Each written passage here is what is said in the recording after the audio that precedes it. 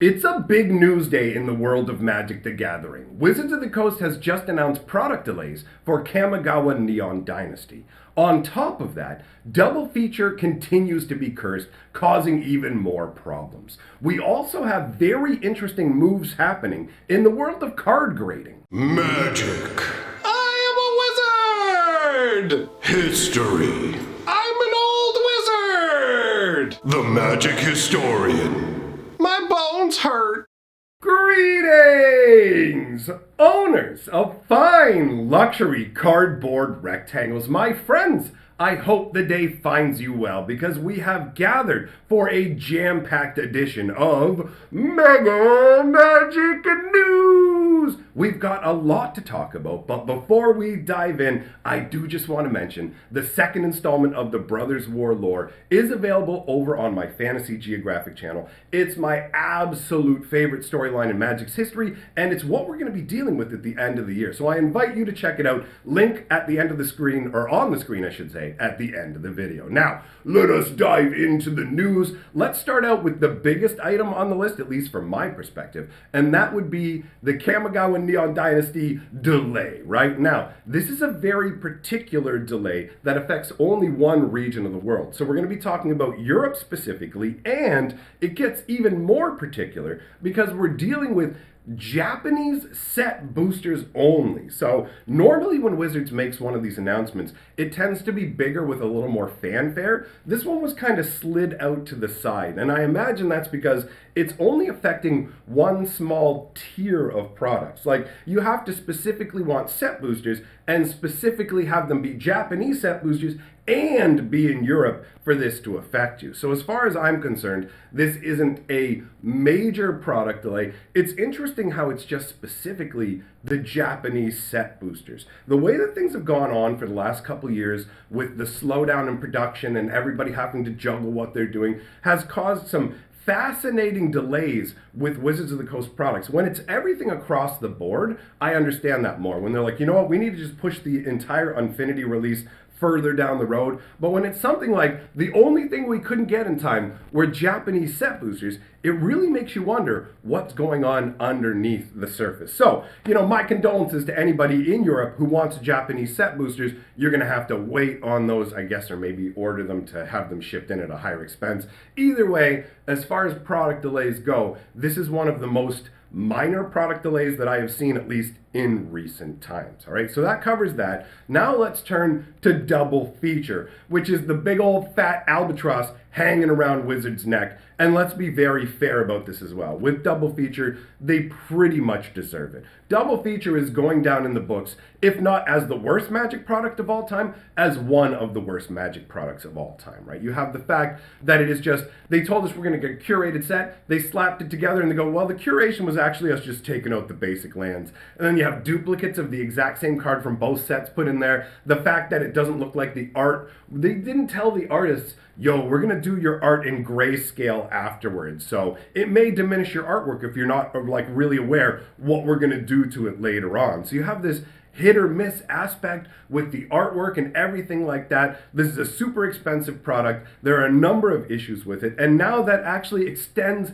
into the digital world as well. If you were not aware, Wizards of the Coast is doing currently an arena event based on Double Feature. The idea is that they let you take the two Innistrad sets, mash them together, and draft with them, right? Pretty standard style stuff, but it comes with special style rewards, right? So if you play in the event, you win, whatever it is, you get these styles. But the problem is, if you want to do this multiple times, let's say you hop on into the Double Feature event, you have a great time. Then the second time you go to play, and you go, wait a minute, I'm not being given a style. Where are my styles? What's the deal? Well, Wizards of the Coast put out an announcement saying that if you play in the event more than once, the game will not grant you styles. They are going to give you your styles, but you have to wait until after Kamigawa releases. So you can't have these Innistrad styles for weeks. They've said they're going to give each person 2 styles instead of 1. So basically, however many styles you're missing,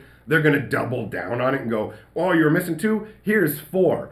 But I mean, this is blatantly bad. How do you allow this sort of thing to happen? The underlying issues are this should be pretty straightforward, right? And now people have to wait weeks for these styles that they want when we're already into Kamigawa season. So as far as I'm concerned, double feature is cursed across the board. Everything to do with it is just awful. The question is, will Wizards of the Coast consider it a success? Because as far as I view it, they only care whether it makes money. And if they sell every single box of double feature, they're probably going to consider it a success, even though from our perspective it wasn't. From their perspective, it's like, yo, we didn't have to pay for the art, we just grayscaled the artwork, we sold it at a higher price point, we didn't have to pay any money for card design, we sold it all. Like, I kind of fear that double feature is going to be viewed differently internally, where they're like, you know what, we can make a set where we put in less effort overall, sell it for more, and it will still sell out. Because there are people who will buy boxes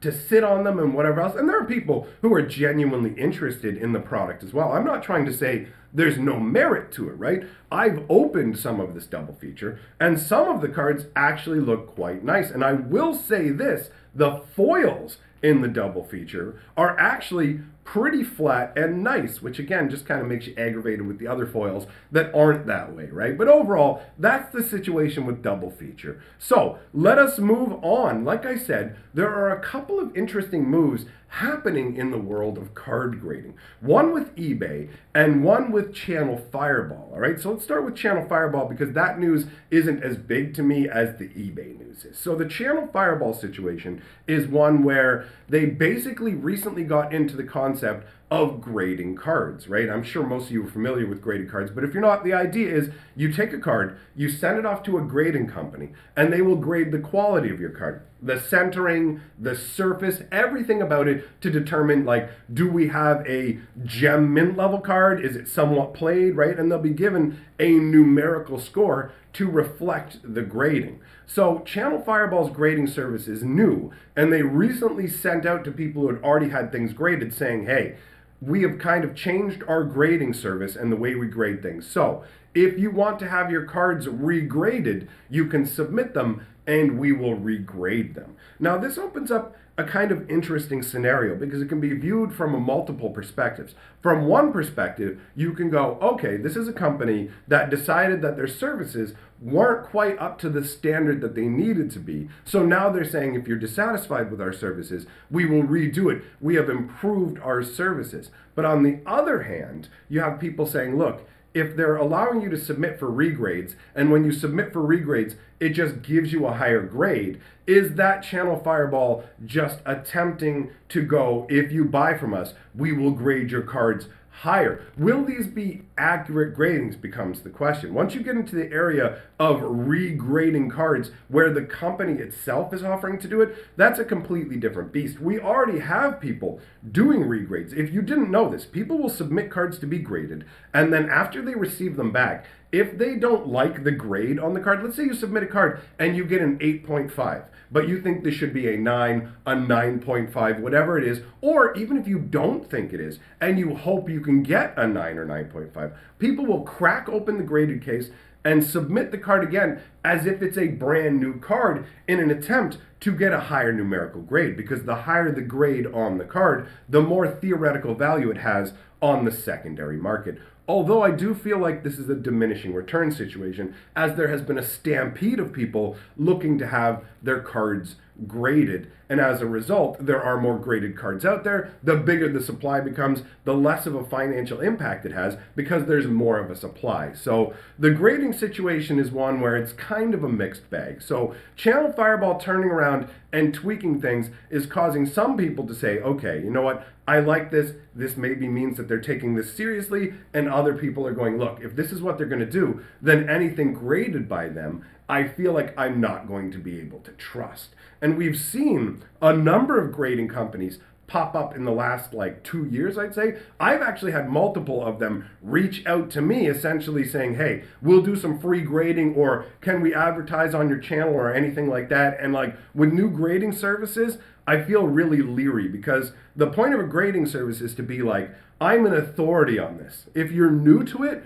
what makes you an authority on this, right? And then that leads to a situation where we have with Channel Fireball, where they go, people aren't happy with our grading. Are we undergrading? Are we being too harsh? Like, you want to be known as being accurate and fair. You want to be known for getting bang on grades where everybody can pretty much agree it's the same grade. You're not overshooting or undershooting. The best thing you can do as a grading company is not to promise people bigger grades or better grades, but to promise 100% accuracy, because your name will become a byword. BGS, PSA, you know what I mean? These are the names I think of when it comes to card grading, at least specifically with Magic the Gathering. But card grading does actually extend into a whole range, obviously, of different cards. Sports cards, a bunch of people are getting into the Pokemon with it. And this actually brings me to the next crazy thing that's going on in the world of card grading. And that has to do with eBay specifically. eBay has new card policies because there's basically billions of dollars worth of card sales that are happening on eBay now, right? And this involves Magic the Gathering, Pokemon, sports cards, all kinds of stuff. But I believe that part of this, at least, is the recent push of people just trying to flip cards like crazy, and also a massive push of counterfeits. If you pay attention to Magic the Gathering proxies, you will know that it is very, very easy to counterfeit real looking Magic cards that the majority of people cannot tell at a glance are fake. You have to have crazy levels of experience with Magic to be able to grab a stack of cards and just fly through and be like, oh, that's fake, oh, that's fake, oh, that's fake. You know the tests and everything. My buddy actually asked me to help him out with that recently. He said, yo, I just got a collection. I got some cards that I feel might be sketchy. Can you help me check them out? So, when you go through them and you have the expertise, you know right away they're fake. But at the same time, I'm genuinely impressed with the level of fakery that people are capable of making now. So eBay has a big problem on its hand. You got these little slips of cardboard that are worth insane amounts of money, right? And eBay is on the hook in a way as the middleman. If there's any problem with these sales, eBay is hooked up in the middle of it. So if somebody sells me a scammy fake card and then I have to go after them, I have to go through eBay. The more this happens, the more it damages eBay's reputation overall. So they have to find a way to go, how do we stop counterfeiting? How do we stop these bad deals from happening? Now, nothing is going to be done on the lowest level. People who are selling like 50-cent counterfeit stuff like that, they're still going to be able to get away with it. But eBay is instituting a new higher level policy, which basically requires a verification service. So how it works currently, starting from, I believe, like right now, it might be the beginning of February, but they're going to change it over time. To start with, they're going to have it set up where any cards that are being sold that are $750 or more require verification. How that works is after the sale is concluded, the seller will mail the card to a independent grading service, right? So basically you have the card sent off to be graded and authenticated to make sure it's a real card. And then from that point, it will be shipped to the actual purchaser. So it has to go through the hands of somebody who is an expert and knows what they're dealing with. So this is definitely going to ratchet up the costs of selling high-level cards on eBay and things like that, right? If you want to sell a $750 card, well, now I am assuming the additional cost is either going to be the burden of the seller or the buyer, depending, right? Or maybe spread across them. But you're going to have these increased costs where you have to send off. And that $750 threshold, that is going to reduce. So they're starting out at $750. But once the system is set in place and they have it rolling, any cards you want to sell that is worth $250 or more, you're going to be required to go through an authentication service.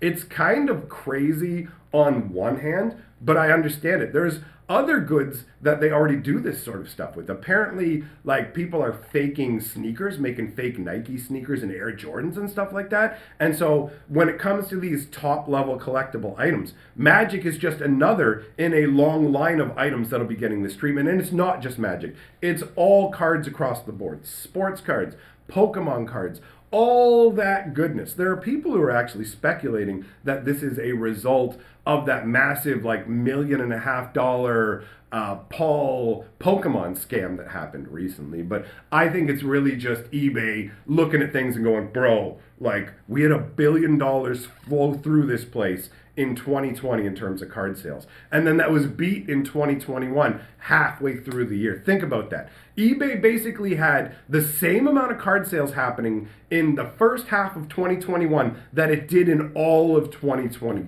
You know what I mean? Like, that's insane. There's been this massive extra surge of people trying to buy, flip cards, and all of that stuff. So it's really interesting to me to see these changes happening and to just realize that ultimately it makes sense to me to do it this way. What else are you supposed to do? People are going to get scammed for huge, expensive items, and it's super easy to counterfeit luxury cardboard. So, my friends, go check out the Urza's Lore video. It's up on the screen. It's fantastic. I'll also leave a link to the Kamigawa spoilers in case you want to check out everything that's been happening so far this season. Thanks for coming by. Big shout out to all my patrons, and I will see you, my friends, next time.